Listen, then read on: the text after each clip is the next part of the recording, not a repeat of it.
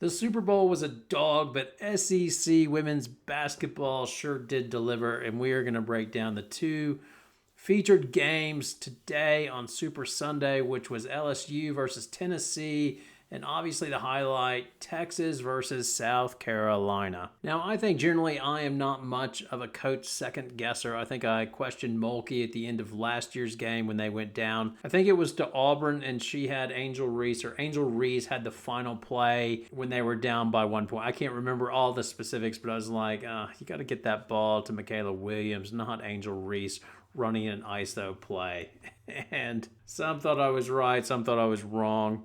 And in much the same way, I'll probably get blowback from the South Carolina fans. I didn't hear anybody mention it in the press conference after the game, but I don't know what Don Staley was trying to do. They're down 2 with 26 seconds left. And on the floor for South Carolina is Pow Pow, Raven Johnson, Bree Hall, Tessa Johnson, and Sanaya Fagan. And Full Wiley is sitting on the bench. I'm like, what are you doing?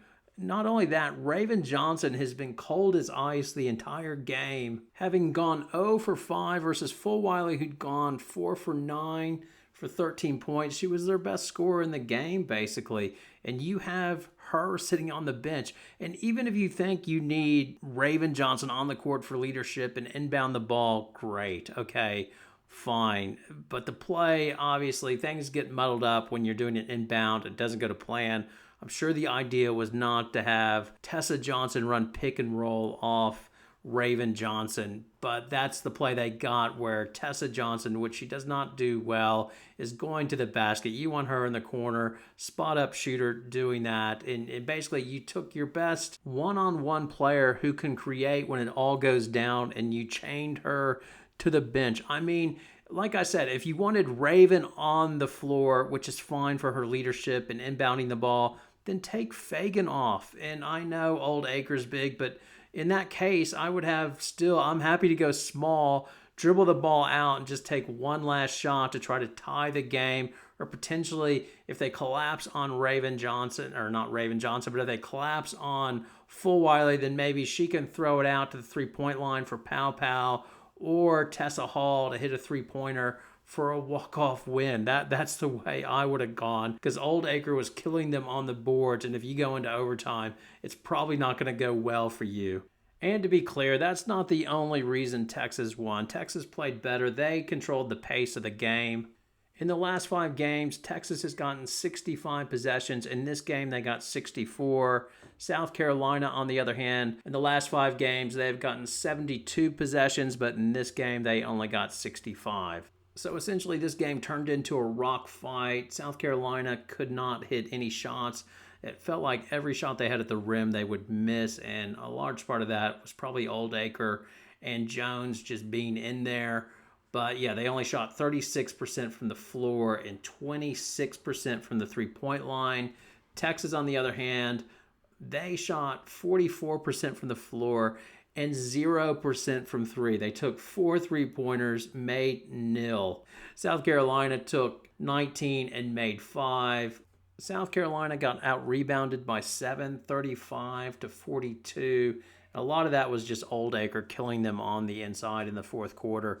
Don Staley did not play Edwards or Kitts in the fourth quarter. She basically said that she thought Fagan was the only one that could handle Old Acre, and that's the way she went. I just wonder, I know South Carolina doesn't play zone, but maybe throw a zone for like a minute just to see if that throws Texas off. I seem to recall Notre Dame had some success with that. Just to have it in your bag to use something different potentially.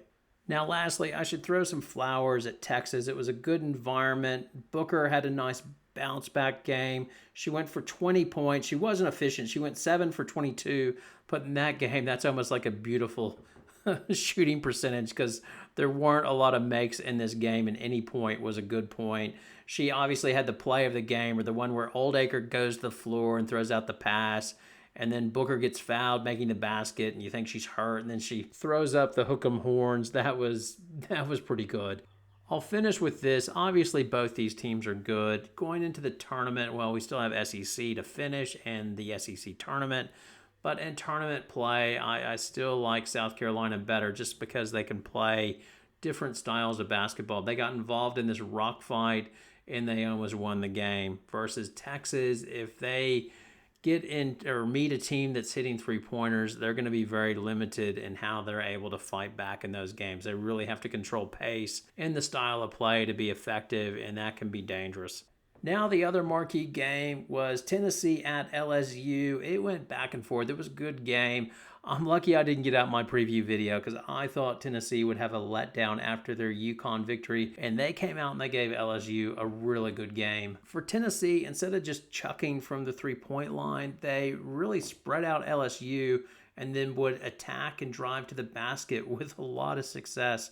Spearman had another good game. She went for 15 points on 7 of 12 shooting, looked really good. Cooper played well, and overall it was tight going into the fourth quarter. I think if you're LSU, the thing that you'd be really pleased about is that they got into foul trouble. So Morrow got into foul trouble, Williams got into foul trouble, and they were able to go to their bench. The other pleasing thing, if you're LSU, is that Miracle Shepherd is starting to look a lot better. Like, she just looks springy and has her step back. She played 27 minutes.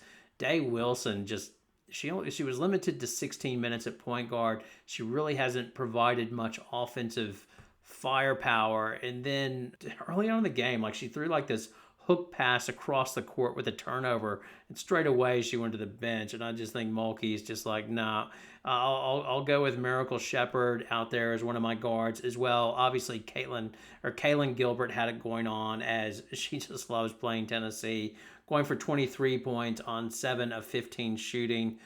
And that's the thing with LSU. You've got the big three, and then it looks like the bench is coming together. They'll know they'll get something from somebody, including Richard, who's was on there and hit a few big shots. She got 5 points on 5 minutes. So their bench is really coming together. So if you're LSU, you're pleased.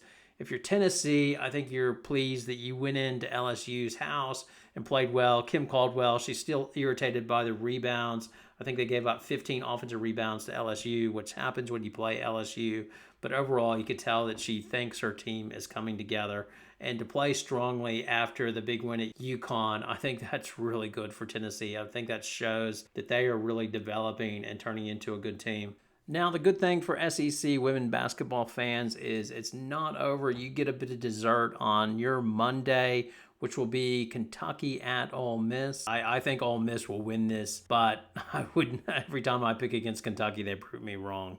Now it's over to you, your comments, your poison. Am I being Captain Hindsight on Don Staley saying that Full Wiley should have been in the game? I am really curious to see what South Carolina fans think. If they just think I'm an outside hater, I'll tell you this.